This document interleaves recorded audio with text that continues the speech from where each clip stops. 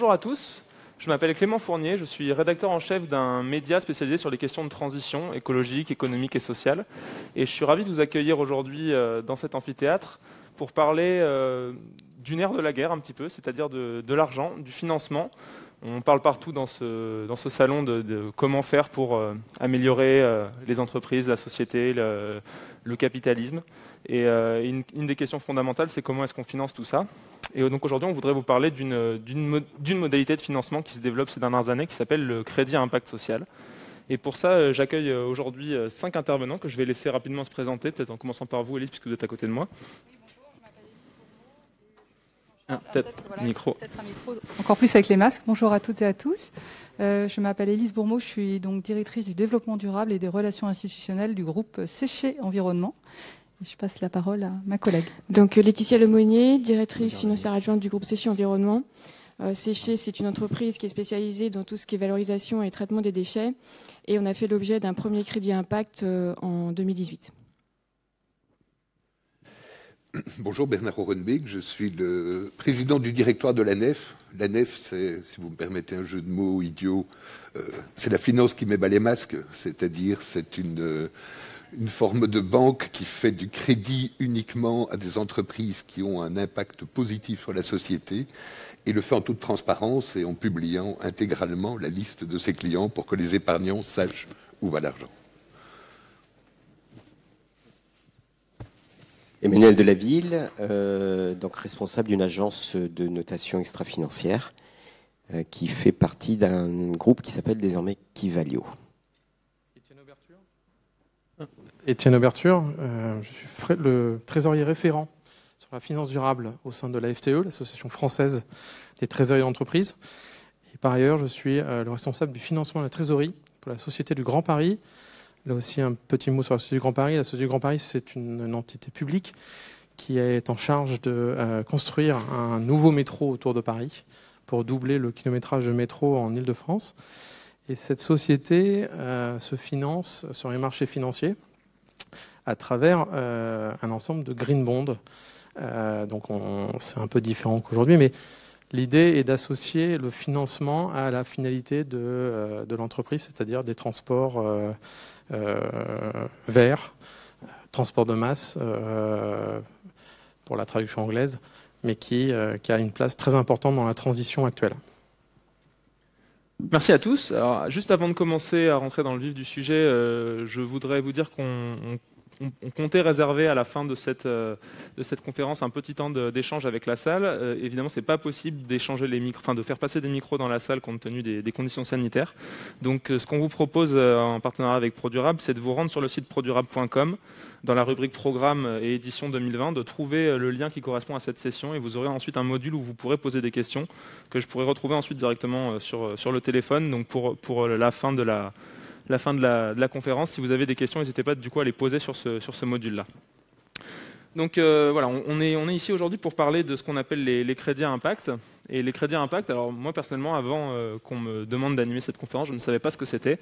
J'avais entendu parler des green bonds depuis assez longtemps, puisque c'est effectivement quelque chose d'un peu plus ancien et d'un peu plus connu, mais jamais des crédits à impact. Alors j'aimerais, si possible, s'il y a d'autres novices de la finance comme moi dans la salle, qu'on essaie déjà de définir ce que c'est ce crédit à impact, comment ça fonctionne.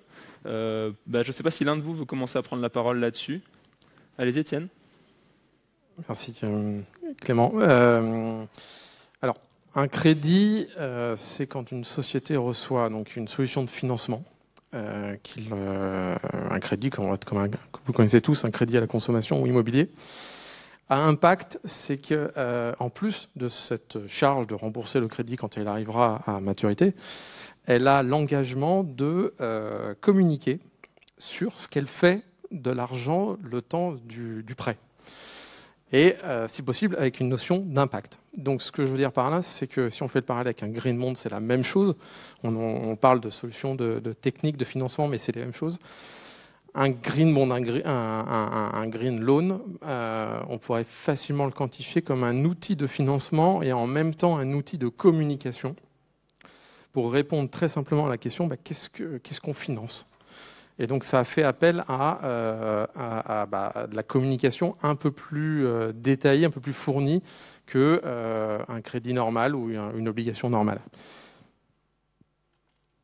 Allez-y, Laetitia, pour préciser un peu, puisque je précise que chez Séché, vous avez souscrit un crédit à impact. Effectivement.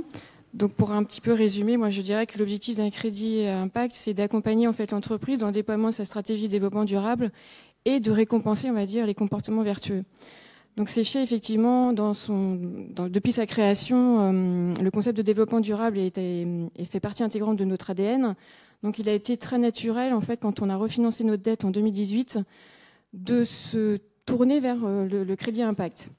Alors, contrairement à ce qu'on pouvait connaître à l'époque, c'était effectivement, on connaissait les green bonds qui étaient adossés, on va dire, à des projets et à des actifs, on va dire, verts. Nous, on a essayé de convaincre nos partenaires d'intégrer en fait des critères ESG sur un crédit, on va dire, à usage général, donc beaucoup plus large. Et on a réussi à les convaincre puisqu'on a fait une opération de 300 millions d'euros en 2018. Bernard, peut-être que vous pouvez réagir. Est-ce que c'est très différent, du coup, ce fonctionnement du crédit impact? Alors, si je comprends bien, le crédit impact, c'est une entreprise souscrit un emprunt et lorsqu'elle le rembourse, elle peut avoir des facilités de remboursement si elle atteint des objectifs RSE. Est-ce que c'est quelque chose que vous faites à la nef ou que vous avez l'habitude de voir dans ces banques un petit peu nouvelles, un petit peu coopératives? Comment ça se passe par rapport à ce que vous faites, vous? Alors, c'est évidemment techniquement un peu différent. Donc, nous, ça fait un peu plus d'une trentaine d'années qu'on pratique comme ça. C'est-à-dire qu'on récolte de l'épargne, on sert d'intermédiaire entre des épargnants et des entrepreneurs qui ont des projets et qui veulent créer des entreprises. La moitié de nos crédits, c'est de la création d'entreprises. Ce qui est donc la partie la plus, évidemment, à la fois risquée et en même temps la plus innovatrice.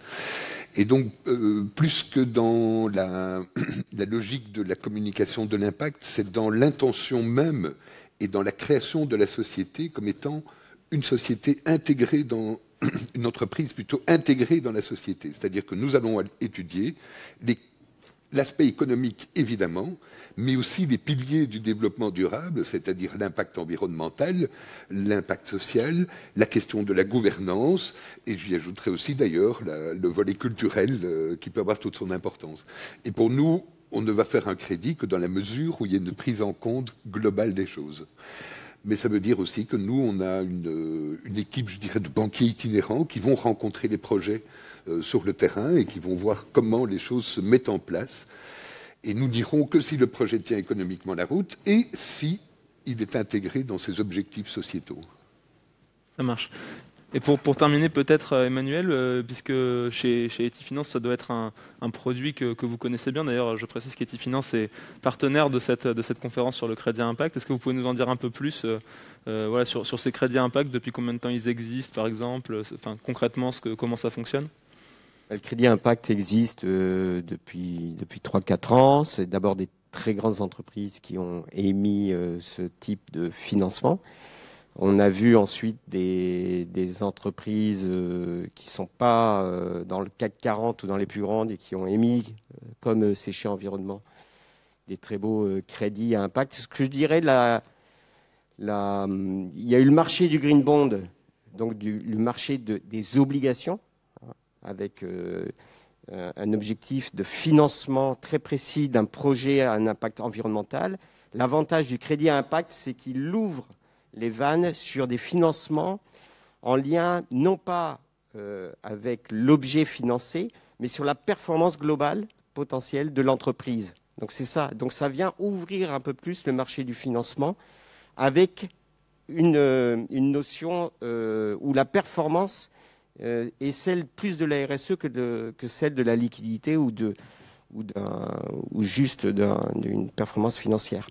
Donc c'est le crédit impact depuis 3 ans qui vient ouvrir des financements qui n'étaient pas jusque-là concernés par le développement durable.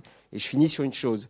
Moi, ce que j'ai vu, si Séché me le permet, ou si d'autres maisons chez Decathlon, j'ai vu pour la première fois des directions financières vraiment travailler main dans la main avec la direction de la RSE, chose, grâce à un peu mon cheveu blanc, je peux dire, que je ne voyais pas autrefois. C'était 2 mondes, c'était Mars et Vénus. Et voilà, on a une nouvelle planète, 2 planètes qui se parlent et travaillent ensemble. Et ce qui est bien, je finis ce long propos, c'est que la RSE vient toucher quand même le nerf de la guerre qui est l'argent, de la finance. Donc là, on a des crédits donc où le taux est indexé sur la performance RSE. Donc c'est très, moi je trouve, vertueux. D'ailleurs, pour réagir sur ce que vous disiez, on voit aujourd'hui que sur ce panel, on a la direction financière et la direction développement durable qui viennent témoigner ensemble pour preuve en fait de cette coopération qui se met en place. Je ne sais pas si d'ailleurs vous voulez réagir sur ce que disait Emmanuel, Laetitia ou Elise.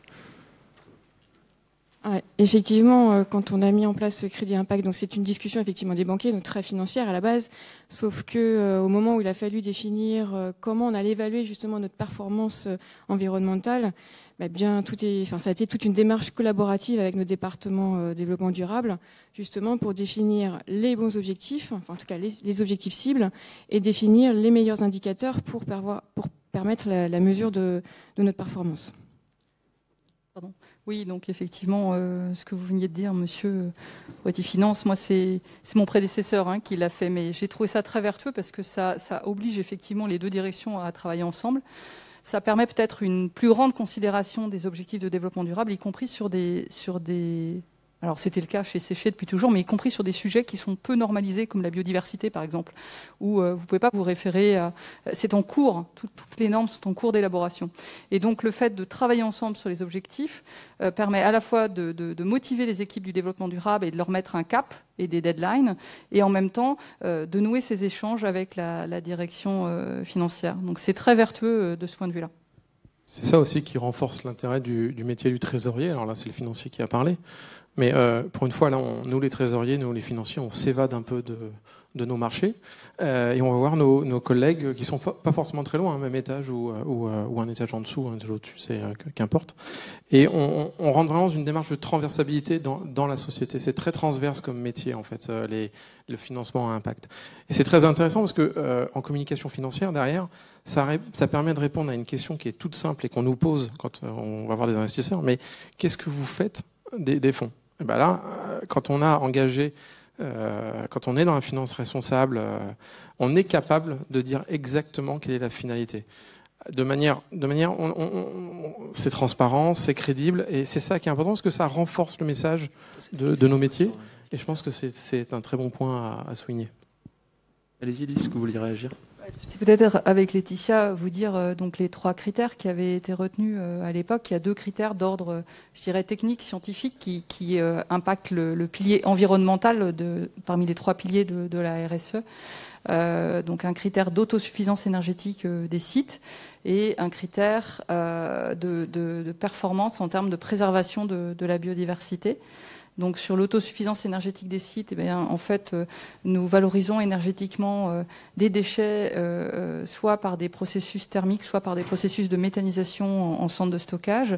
Et ensuite, c'est transformé en énergie sous forme de chaleur, de vapeur et d'électricité, qui sont donc de l'énergie de récupération avec une fraction biogénique. Et donc ça va venir se substituer à des énergies fossiles. Donc on voit bien là l'effet vertueux d'un point de vue environnemental. Et puis sur la biodiversité, 4 grands axes de travail, avec aujourd'hui, à l'heure où je vous parle, 18 sites engagés, dont 2 à l'international, sur ces 4 axes. Le premier axe, c'est un axe très scientifique. On mesure l'état des lieux de la biodiversité et on fait un suivi d'un certain nombre d'indicateurs sur la faune, la flore et les habitats pour s'assurer que notre impact est évité et réduit et à la dernière limite compensée, pour suivre les règles de gestion de la biodiversité. Et puis, les 3 autres axes rejoignent finalement les piliers d'animation sociale de la RSE, puisque on a un axe qui consiste à sensibiliser tous les salariés de ces sites et au-delà, les salariés du groupe à la biodiversité, avec un certain nombre d'actions à mener. Un autre axe qui se tourne vers les parties prenantes dans une logique RSE classique, c'est-à-dire discuter avec les parties prenantes que sont nos clients, les ONG environnementales et les pouvoirs publics, par exemple, toutes les parties prenantes de l'entreprise, et organiser des dialogues, des événements, voire en ce qui concerne les ONG, leur confier pour partie le suivi scientifique. Donc c'est le cas parce qu'on a un partenariat avec la LPO et avec le Muséum d'histoire naturelle, notamment pour faire ce suivi scientifique. Et puis le 4e axe, c'est aller au-delà de la mission même de la société pour parler de l'impact de la mutation vers la transformation écologique de l'économie. Et là, on va par exemple avoir des ateliers pour faire réfléchir les salariés sur leur consommation et le gaspillage, par exemple, alimentaire. Donc voilà les 4 axes, les 18 sites, et on est audité par KPMG. Et donc le troisième critère, je vous ai parlé de 3 critères, donc un critère environnemental sur la biodiversité, un sur l'autosuffisance énergétique, et le troisième, c'est une notation ESG globale par Edifinance notamment. Voilà. Donc là, ça va venir couvrir toute l'action RSE du groupe. Donc on est rendu, je crois, Laetitia, à la 2e année. Et on a rempli depuis 2 ans nos objectifs. Et peut-être tu peux détailler l'intérêt pour le groupe, du coup. Oui, alors j'avais 2 questions à vous poser. Peut-être on reviendra sur la question de l'impact après, mais sur la question de l'intérêt, oui, pour une entreprise, d'une part, de souscrire à un tel crédit. Alors on voit bien l'incitatif financier, mais est-ce que peut-être ça va au-delà? Et aussi l'intérêt pour l'établissement de crédit. C'est quoi son intérêt à la banque de donner un crédit de ce type-là, sachant que si l'entreprise normalement fait bien son taf pour atteindre ses indicateurs, du coup le remboursement des intérêts sera moindre pour l'établissement? Je ne sais pas s'il y en a un de vous qui veut réagir peut-être. Je pense que là je peux quand même dire un mot, c'est que je pense qu'il y a un grand mouvement citoyen qui est demandeur de fonctionner autrement. Nous, on est une coopérative, on fonctionne avec 40 000 coopérateurs, qui sont tous des citoyens qui veulent que leur argent serve à quelque chose d'autre. Et servir à quelque chose d'autre, ça veut dire qu'il faut penser l'économie autrement, et que cette économie, ou ce pan de l'économie qu'on est en train de construire, est de l'ordre de l'économie citoyenne.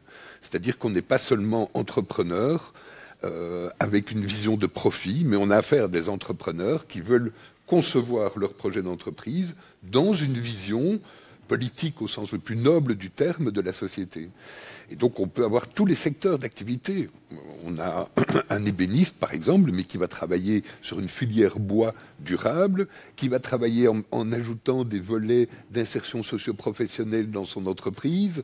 Et on a de cette façon une entreprise qui se construit, qui est, pour reprendre les termes d'aujourd'hui, prospère, mais qui est aussi et tout autant solidaire, et qui est tout autant dans une sobriété dans sa consommation énergétique d'une façon globale, ou dans sa façon de consommer la terre telle qu'on peut l'imaginer aujourd'hui. Et c'est cette économie-là que nous, on essaye de soutenir depuis 30 ans, c'est-à-dire au moment où les premiers agriculteurs faisaient de la conversion bio et où ils ne trouvaient aucune banque pour pouvoir les financer. Eh bien, il y avait des citoyens qui se réunissaient au sein de notre coopérative pour pouvoir le faire. Et c'est comme ça que d'autres secteurs, les énergies renouvelables, ça a été la même chose, les circuits courts qui aujourd'hui, par les miracles ou par les désespoirs des temps qui courent, deviennent tout d'un coup une vision actuelle. Mais en fait, ça fait des années que des gens travaillent là-dessus et créent des projets d'entreprise et des entreprises centrées là-dessus. Et vous avez le sentiment que c'est un mouvement qui est en train de s'étendre et de sortir un peu du microcosme, entre guillemets, de la banque éthique, banque coopérative, et qui va maintenant sur les banques mainstream? Je pense que de plus en plus, les banques classiques, je dirais, se sentent obligées d'aller sur ce secteur-là. C'est parfois beaucoup de publicité.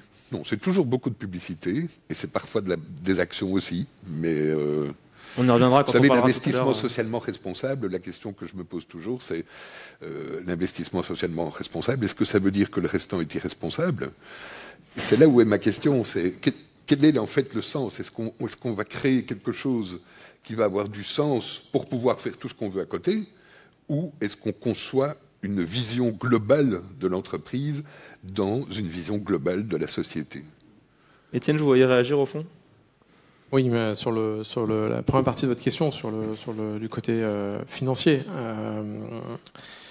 je reviens un peu en arrière en fait dans les dernières années qui nous ont précédé. Les green bonds avaient le défaut de ne pas marquer un intérêt financier par rapport à les obligations normales, puisqu'un green bond reste une obligation normale avant d'être green. Là, avec le crédit à impact ou les dernières solutions de l'ICMA qui sont arrivées cette année en juin, pour la première fois, on a le trésorier est capable d'avoir un gain financier en cas de respect ou d'atteinte de ses objectifs à impact. C'est-à-dire que votre crédit va fonctionner comme ça. vous vous engagez à atteindre un objectif environnemental, sociétal, de gouvernance, vous l'atteignez, vous pouvez prétendre à une solution de financement moins chère que si vous ne l'avez pas atteinte. Et donc ce mécanisme où pour la première fois on arrive à lier le coût du financement à la durabilité soit des actifs par les green bonds, soit par la durabilité du business, c'est, à mon avis, une avancée fondamentale et assez intéressante, et le gain, il est là. C'est qu'on arrive demain, le financement, il y a vraiment un lien entre les deux sphères. Alors, je ne sais pas ce qu'en pense Emmanuel, mais pour nous, la finalité n'est pas une notation et n'est pas d'avoir la meilleure notation. Pour nous, la notation, c'est une expression, un rendu, comme un thermomètre de la maturité de la RSE à l'intérieur de la société.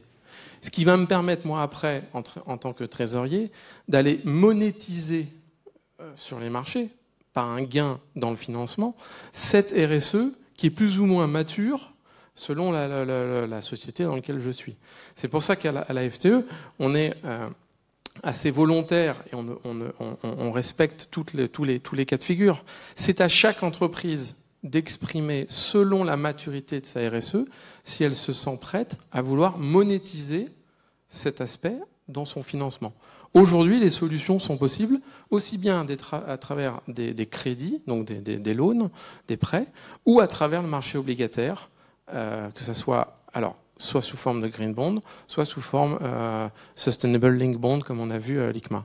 Mais ce qui est important, c'est vraiment de bien comprendre ce pont qu'il y a vraiment maintenant entre le financement et la RSE. C'était deux mondes un peu juxtaposés, le lien est là, et maintenant il y a un travail de concert, et le but pour nous trésoriers, c'est d'avoir les meilleures conditions de financement, c'est de réduire le coût.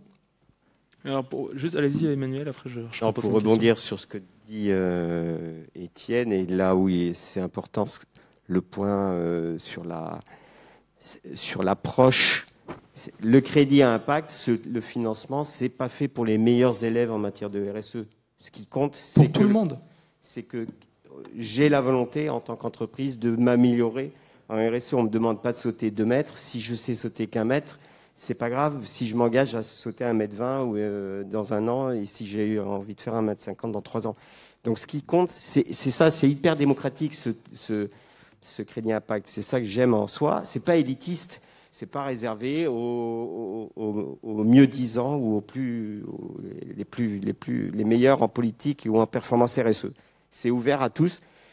Je ne vais pas citer de nom de banque parce que j'ai la Nef à côté de moi, mais la Nef, elle est tombée dedans. Donc c'est bien, c'est merveilleux ce que vous faites. Vous financez des gens qui dès le départ ont une finalité sociale ou environnementale ou sociétale.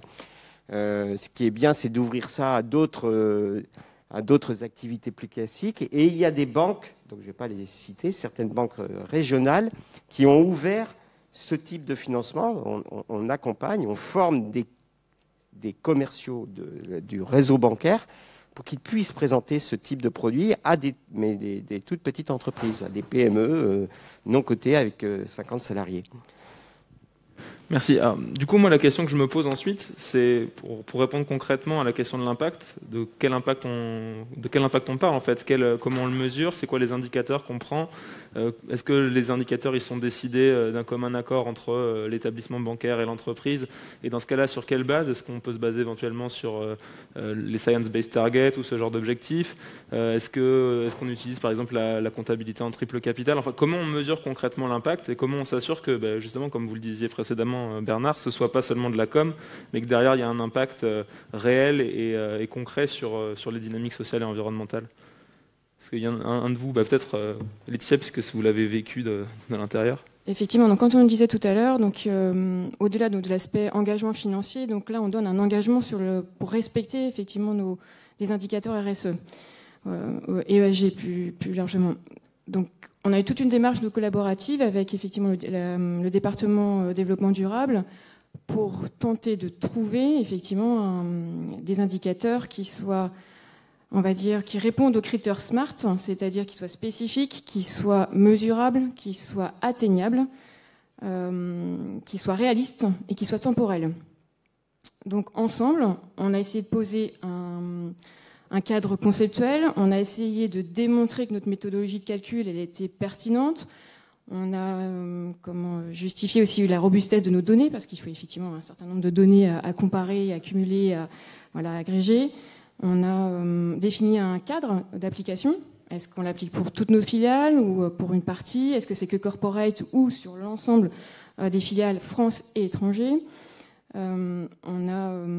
ensuite, on a défini une valeur de référence. Quelle est la valeur de base? Et vers quoi? Quelle est la valeur cible pour chacun des indicateurs? Donc on a validé ensuite on a fait une proposition en fait, à nos banquiers avec un certain nombre de critères et on en a validé 3. Donc ceux qu'on définit Élise tout à l'heure, à savoir donc un qui est basé sur notre efficience énergétique, donc qui est le taux d'autosuffisance énergétique, un qui est basé sur une mise en œuvre d'une politique de biodiversité, où là qu'est-ce qu'on va mesurer? C'est le taux d'avancement de notre programme sur la durée de notre crédit. Et le troisième indicateur qui est effectivement la performance un peu plus globale, extra et financière. Donc pour renforcer et en tout cas conforter nos données, ça fait l'objet d'un audit annuel et d'une attestation spécifique. C'est comme ça qu'on a pu convaincre aussi les banquiers que nos données aussi étaient tangibles. S'il n'y a pas d'attestation, généralement, les banquiers nous disent on ne croit pas trop à vos indicateurs, on ne sait pas trop si les atteindre. Donc l'attestation est importante dans ce cadre-là. Il faut bien savoir que c'est important aussi de maîtriser vos indicateurs, de savoir où vous allez aller. Parce qu'en fait, qu'est-ce qui se passe derrière? C'est qu'on n'est pas tout seul en tant qu'acteur de cette performance. C'est tous nos collaborateurs qui aident à atteindre ces objectifs-là. Donc ensuite, il ne faut pas convaincre que nos financiers, mais c'est aussi toutes nos équipes, tous nos collaborateurs pour dire à quoi ça sert et pourquoi on a fait ça. Donc la réalisation de chacun des indicateurs sont mesurés annuellement et effectivement on a une grille d'objectifs et on vérifie chaque année si on a atteint ou pas. Donc le retour d'expérience est qu'on a performé puisque sur les 2 années dernières on a bénéficié d'un bonus. Alors voilà, l'impact direct financier c'est quoi? On a un mécanisme de bonus-malus. Donc quand on disait c'est vraiment un engagement, c'est-à-dire que si on ne performe pas, c'est les conditions financières qui ne vont pas s'améliorer, mais au contraire, qui vont se dégrader. Donc on a vraiment un challenge, en fait, dans ce cadre-là. Et nous, ces 2 dernières années, on a bénéficié effectivement du bonus. Donc on a entraîné, on va dire, pas que les financiers et le département développement durable, c'est aussi tous nos collaborateurs pour expliquer ce que c'était. On a expliqué effectivement au sein du groupe ce que c'était que le financement crédit impact pour faire comprendre à chacun d'entre nous en fait ce que c'était et que chacun était acteur de cette performance. Alors juste pour illustrer, le groupe, ça date pas d'hier, la biodiversité, depuis 1985, il y avait déjà un écologue naturaliste qui était embauché dès la création de l'entreprise. Il y a une équipe de 4 écologues qu'on m'a demandé donc mon arrivée, mais qui au départ étaient déjà impliqués dans le progrès et dans le projet. Et donc en plus de ces 4 écologues, comme le projet porte sur 16 sites et maintenant 2 sites internationaux, donc 18 sites, en fait, on a 18 référents biodiversité par exemple, donc qui est une communauté dont on s'assure qu'elle décline les objectifs selon les 4 axes que j'ai décrits tout à l'heure par site, puisque la biodiversité, toute sa richesse et sa complexité, c'est qu'elle est locale, mais qu'on doit la penser globalement pour justement faire valoir la politique internationale du groupe en la matière. Et sur l'autosuffisance énergétique, je crois qu'on est à 219, il faut être au-dessus de 219%, donc on est... 234, pardon. Non, la valeur seuil. On est bien au-dessus de la valeur seuil, qui est à 219 ou 220, mais on est bien au-dessus aujourd'hui, on est de l'ordre de 234. Voilà. Pour illustrer l'implication. Non, mais la notion d'impact elle est importante parce que ça renforce votre crédibilité. Donc, ce qu'il faut bien comprendre, c'est que quand vous parlez soit avec les banquiers, soit avec les investisseurs, il faut être crédible. Pour être crédible, il faut commencer par être transparent. Comme ma confrère vous l'a dit, il faut mettre en place une grille d'indicateurs. Mais il faut aller un peu plus loin. Les indicateurs, on va dire, ex-ante, rapportés chaque année, c'est bien. Mais le mieux, c'est d'être capable d'avoir une stratégie, d'avoir une trajectoire. Et de pouvoir dire, d'emmener la communauté financière en disant, regardez, on est là à ce moment-là, demain, on target d'aller à cet endroit-là, dans tel domaine de l'ESG. Et c'est là où il faut communiquer sur la mise en place des outils pour atteindre ces objectifs. Et on le réplique après dans le financement. Ce qui veut dire que il faut être transparent, c'est-à-dire que, par exemple, pour un impact, chez nous, à Cité du Grand Paris, la première chose qu'on a fait dans le premier reporting après les émissions, on a mis en place la méthodologie de calcul du carbone émis et amorti par l'infrastructure. On a posé toutes les bases du calcul. C'est transparent, c'est atteignable par tout le monde. Si quelqu'un veut venir challenger, il peut venir challenger le calcul. On est ouvert à la discussion.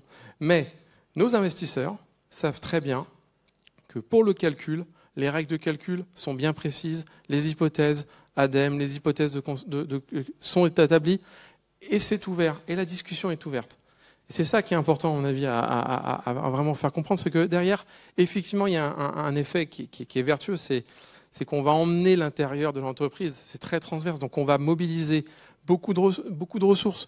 On n'en a pas parlé là, parce qu'on est très environnemental, mais du côté des ressources humaines.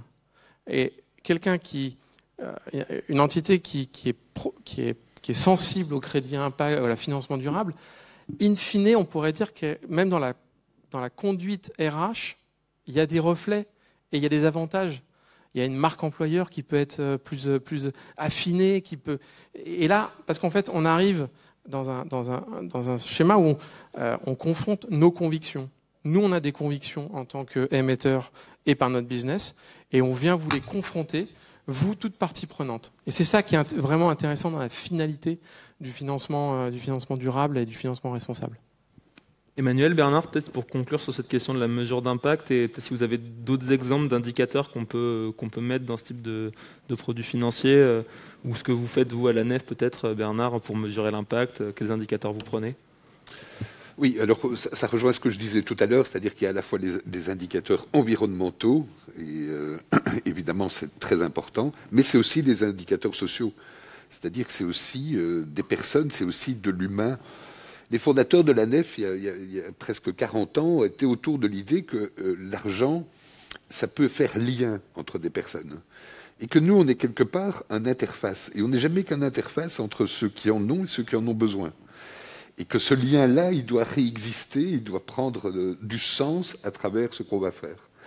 Mais ça veut dire aussi qu'on a une exigence par rapport aux entreprises qu'on va financer sur quel est le rôle social, comment est-ce qu'il est intégré, comment est-ce que, à la fois dans la gestion des ressources humaines, mais aussi beaucoup plus globalement dans leur façon d'être en tant qu'entreprise. On est d'accord que c'est quand même des indicateurs qui sont difficiles à mesurer, ça, ce que vous décrivez. Alors oui, mais en fait, nous sommes des artisans. C'est-à-dire que ce que nous, on a, c'est des banquiers itinérants qui vont rencontrer les gens, qui vont travailler avec eux, qui ont cette connaissance. Nous, on n'a pas de département RSE, par exemple.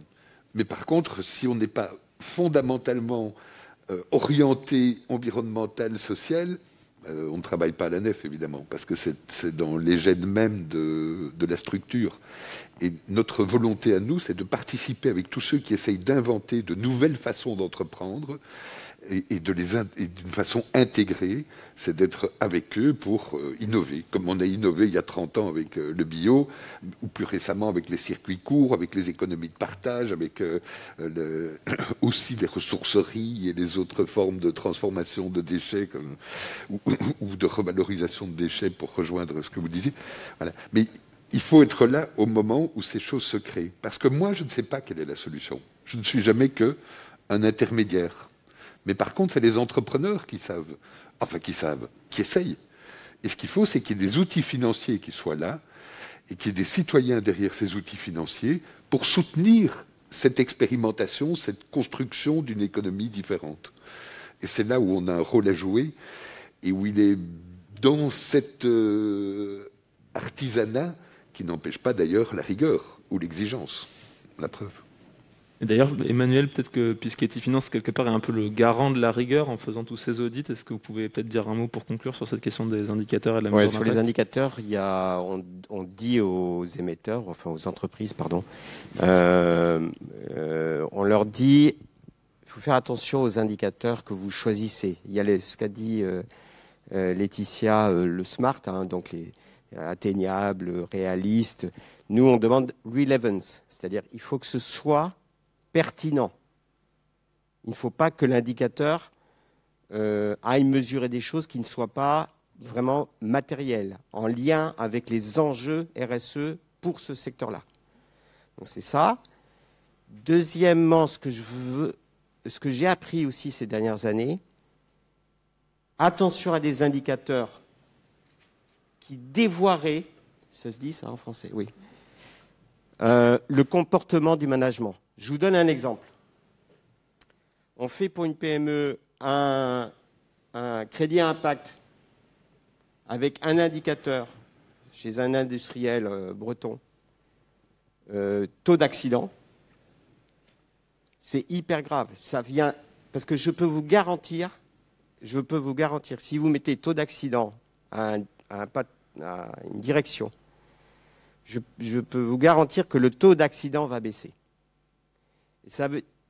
Oui, il va baisser parce que les gens ils ont tellement compris que c'est un enjeu important qu'ils ne vont pas forcément reporter les accidents. Vous voyez ?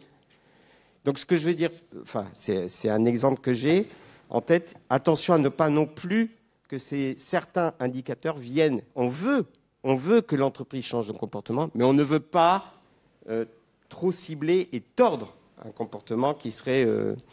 donc c'est ce que j'ai, c'est ce qu'on conseille. Et donc je finirai sur une chose. Ce qui est bien, et c'est pas par flatterie parce que c'est chez Ella, c'est une entreprise qu'on aime bien, parce qu'ils font les choses, sérieusement, il y a de la pertinence dans les critères. Ils sont multiples sur des enjeux. Donc il y a plusieurs critères, et aussi holistiques, c'est-à-dire qu'ils embrassent l'ensemble de l'entreprise avec une performance globale ESG. Ça nous va. C'est ce qui nous semble une bonne recette. Merci. Alors, puisqu'il nous reste un peu moins de 10 minutes, je vais passer aux questions qui nous ont été posées sur le module de questions de ProDurable dans la salle. Alors, malheureusement, je n'ai pas vraiment de critères, moi, objectifs, de mesure d'impact de mes questions, donc je vais les prendre, elles ont quasiment toutes le même nombre de votes. Donc je vais prendre une question dont je sais qu'elle tient à cœur à Bernard Orenbeck, c'est la question de comment est-ce qu'on inscrit les pouvoirs publics dans cette démarche? La question exacte est, le crédit à impact serait-il attrayant pour le secteur public local? Je sais que c'est quelque chose sur lequel vous travaillez, Bernard, donc si vous voulez commencer peut-être sur cette question des pouvoirs publics. Alors effectivement, je pense que dans la période dans laquelle on est, cette période Covid et toute la crise économique qui est en train de se profiler, c'est super important de créer des alliances. Et pour moi, d'une façon générale, en Europe, autour de la Fédération européenne des banques éthiques, on est dans l'idée qu'il faut à tout prix créer des alliances fortes. Il y a un objectif commun entre les pouvoirs publics et les banques éthiques, c'est en fait la société, c'est le bien commun, et de travailler à quelque chose qui est de l'ordre du bien commun. C'est ça l'objectif des banques éthiques. Les banques éthiques ne sont pas là pour faire du profit. Il faut qu'elles soient rentables, il faut qu'elles vivent correctement, il faut qu'elles puissent assurer leur développement, mais l'objectif n'est pas le profit économique, l'objectif c'est le profit sociétal, c'est le profit de tous. Et c'est normalement ça aussi le rôle du politique. Ça veut dire qu'aujourd'hui, il y a une alliance à faire, parce qu'en fait, en alliant de l'ordre de la volonté politique d'avancer, et on voit que pour le moment, tout d'un coup, on arrive à faire des choses qu'on ne savait pas faire il y a 3 mois. Eh bien, il y a peut-être encore mieux à faire en alliant des leviers financiers avec de la volonté politique. Et je pense qu'il y a profondément là un changement fort à apporter dans les mois qui viennent, parce que c'est maintenant que ça doit se faire, et que ce changement-là, il est porteur d'évolutions rapides et de changements d'échelle auxquels on se doit d'être aujourd'hui dans les questions environnementales et sociales. Quelqu'un veut réagir sur cette question des pouvoirs publics, Étienne, je vois. Pour le secteur public, ça serait intéressant, parce que, comme je vous ai dit, ces financements, la première chose à quoi ils répondent comme question, c'est qu'est-ce qu'on fait de l'argent? Moi, en tant que, je ne sais pas si je suis le seul dans la salle, mais en tant que payeur d'impôts, ça veut dire de la capacité de remboursement de l'État français, je serais intéressé de savoir qu'est-ce qui fait des emprunts, quel impact il a.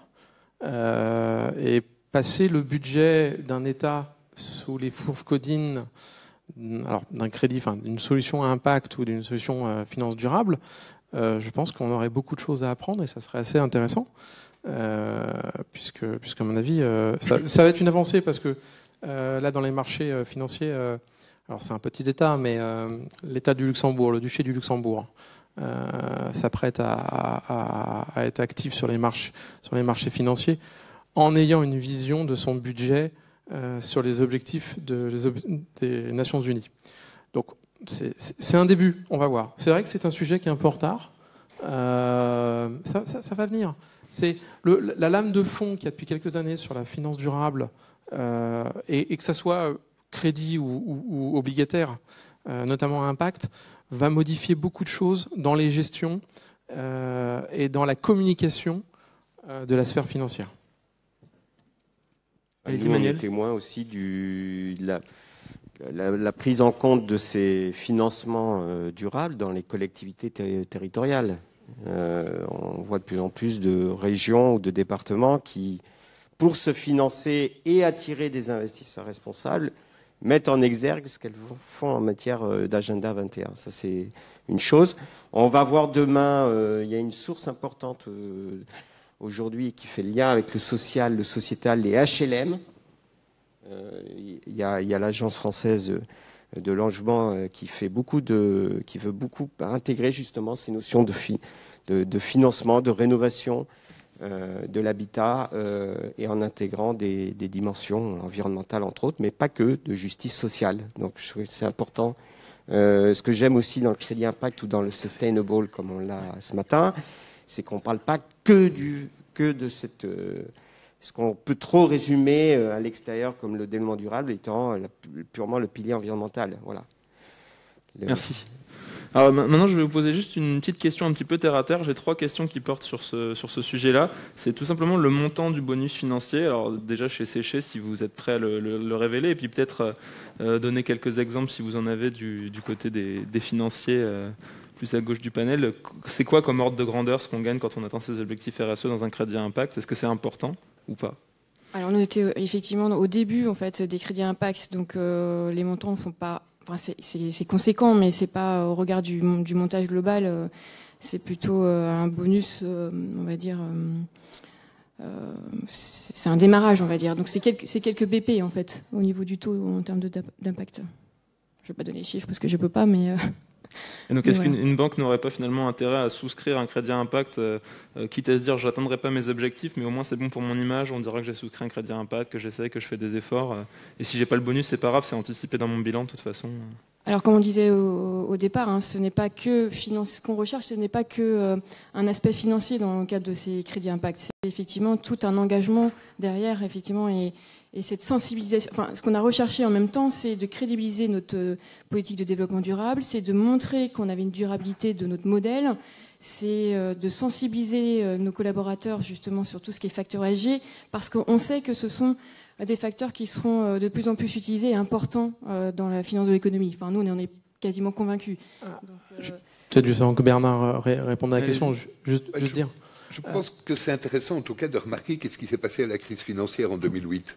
On avait des banques qui étaient en train d'imploser un peu partout dans le monde. Et au niveau de la FEBA, donc la Fédération européenne des banques éthiques, pas une seule de nos membres n'a subi un impact pendant la crise de 2008.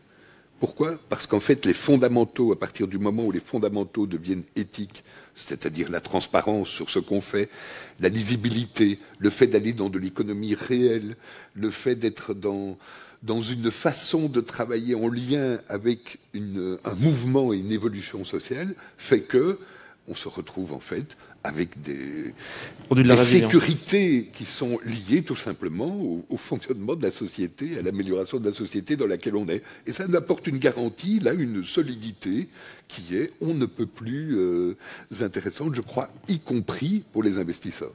Et c'est pas pour rien que depuis 2008, la finance éthique a pris une expansion et que surtout les citoyens se sont rendus compte à quel point c'est quelque chose d'intéressant.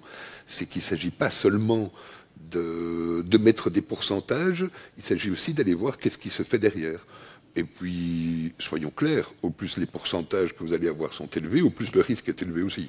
Ne l'oublions jamais, parce que ceux qui vont vous promettre des grands retours sont ceux aussi qui vont jouer le plus avec l'argent. Donc il faut avoir une vision relative de la question du profit. Et il faut la voir dans une perspective qui se situe dans le long terme et vers où on va et à quoi va servir cet argent. Étienne, très rapidement, si vous voulez compléter. Oui, juste rebondir. La question serait la suivante. Voilà, j'ai mis en place un financement à impact et malheureusement, je ne vais pas pouvoir tenir ma trajectoire. Donc, je vais devoir rémunérer plus cher mes investisseurs. Donc là, normalement, tout le monde devrait souscrire à mon produit parce qu'ils sont tous attirés par le gain. Et donc, oui, mais ils ont aussi, eux, pris des engagements sur leur stratégie. Et c'est là où, à la fin, on va voir ceux qui ont les vrais comportements vertueux. C'est-à-dire que si un investisseur vient sur un produit parce qu'il est venu que pour le gain, en sachant que l'entité qui est derrière ne pourra pas atteindre son objectif, il va manquer non pas à sa performance financière, mais à sa performance d'investisseur socialement responsable. Merci. Alors, une dernière question, parce qu'on arrive au bout du temps. On sait qu'il y a la nouvelle taxonomie verte qui arrive. Est-ce que, selon vous, ça va complexifier, faciliter le développement des crédits à impact? Ça va tout bouleverser? C'est quoi l'impact? Alors, c'est vrai que c'est quelque chose qui arrive. Donc l'Union européenne a pris les devants et on se retrouve en Europe, nous, à la pointe de cette finance durable, si je compare par rapport à d'autres zones comme les États-Unis. La taxonomie, c'est principalement une classification des business en fonction d'une durabilité.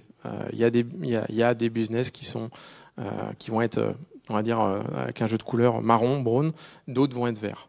Ça ne veut pas vous dire que ce business est interdit. C'est juste une classification et de savoir de quoi on parle. Ce qui est intéressant derrière, c'est ne pas de s'arrêter juste à la taxonomie. Moi, ce qui est intéressant, c'est de voir l'effort de l'Union européenne sur différents champs. Et il y en a un qui m'intéresse particulièrement, c'est la communication des datas non financières. L'Europe a engagé aussi un travail sur un nouveau standard de Green Bond, mais aussi un énorme travail sur l'information non financière. Ça veut dire quoi? C'est l'Europe est en train de nous mettre, à nous émetteurs, mais nous entreprises aussi, une réglementation en place qui va permettre de mieux savoir quelle information est importante dans le domaine du crédit à impact ou des bons à impact. Donc c'est un ensemble de régulations qui est intéressant. La taxonomie, il faut la prendre, mais il ne faut pas l'isoler par rapport aux autres documents ou aux autres intentions de la Commission européenne. Mais c'est important de savoir ce qui est vert et ce qui n'est pas vert, je vous l'accorde. Manuel, allez-y. L'impact de la taxonomie va être, à mon avis, assez fort. On ne s'en rend pas compte parce que ça reste abstrait. Étienne vient c'est une classification, c'est un dictionnaire, si vous voulez, de ce qui est une activité bonne, de ce qui est une activité moins bonne. Voilà. Donc, dans ce dictionnaire, on va trouver donc d'abord c'est un dictionnaire environnemental. Je pense que la Commission ira d'ici quelques années sur un dictionnaire social, voilà, pour ensuite combiner les deux. Mais ça va avoir un impact. Parce qu'en fait, si dans ce dictionnaire, vous êtes, vous, entreprise, classifiée en tant qu'activité considérée comme non vertueuse, n'ayant pas un impact positif sur la transition, vous allez avoir plus difficilement accès, je pense, à un financement. Donc la taxonomie va, et c'est l'objet, c'est pour ça que la Commission le fait, puisqu'ils ont une stratégie de finance durable, c'est de flécher, dire on va guider les flux des banquiers, des assureurs, tout ça, vers des entreprises qui se préparent bien, ou qui contribuent à cette transition du monde de demain. Donc on va voir et on verra des entreprises pénalisées dans leur accès au financement si elles ne montrent pas qu'elles changent de modèle pour être alignées avec la transition. Un dernier mot, Bernard ou Laetitia, Élise, pour terminer sur cette taxonomie verte? Je pense que de toute façon, derrière la taxonomie, il y a toujours la question de voir l'ensemble. Et de surtout pas se limiter. Vous savez, un grand pétrolier, un grand groupe pétrolier qui rachète un distributeur d'énergie verte. C'est très bien qu'il fasse ça. Mais est-ce que ça le verdit? Moi, je ne pense pas. Il y a l'ensemble de l'activité et de la responsabilité qu'on a par rapport à l'ensemble de l'activité. Donc moi, je me réjouis quand j'entends que le crédit à impact est basé sur une vision holistique, parce que c'est ça la solution. C'est pas d'aller faire... Et je pense que c'est un danger pour tous les crédits à impact et pour tous les crédits verts et les green bonds et tout ce qu'on veut, c'est le faux. C'est le vernis vert qu'on va mettre sur des produits ou sur des entreprises qui ne le sont pas et qui vont chercher à se vernir. Aujourd'hui, on est dans un moment où, assez curieusement, l'ensemble du monde politique, je crois, ou à peu près, est d'accord sur l'idée que, ben oui, il y a un changement climatique et on a des choses à faire d'urgence, et où en même temps rien ne se fait, ou si un peu, mais quand même de façon tout à fait disproportionnée par rapport aux enjeux dans lesquels on est. Et donc la vision à long terme, c'est la seule solution, et je pense que c'est de plus en plus vers ça qu'on va aller, et que les autres seront punis, comme vous le disiez tout à l'heure, ne fût-ce que par l'évolution citoyenne et la prise de conscience dans laquelle on est aujourd'hui. Il y a 10 ans, jamais aucune banque n'aurait dit on fait des tas de produits structurés, complexes, de l'interbancaire à n'en plus finir. Jamais personne n'imaginait que ça posait un problème, ça créait du profit à qui mieux. Et puis un jour, il y a la crise qui arrive et c'est la catastrophe. Je pense qu'on est là aussi, aujourd'hui, dans un enjeu sur les questions climatiques, les questions environnementales. C'est que les catastrophes, on les voit partout, elles sont là tout près, et qu'il y a une nécessité d'agir. Et si au niveau politique, on ne le fait pas, au niveau citoyen, ça se fera de plus en plus, et que de toute façon, il n'y a pas d'autre issue que d'intégrer sa vision d'entreprise dans du long terme et dans une vision de la société. Merci beaucoup. Alors, je suis désolé, Élise, mais on va devoir s'arrêter parce qu'il y a la prochaine conférence qui va pas tarder. Donc, je vous remercie à tous d'être venus assister à cette conférence. Merci à nos intervenants pour ces échanges très intéressants.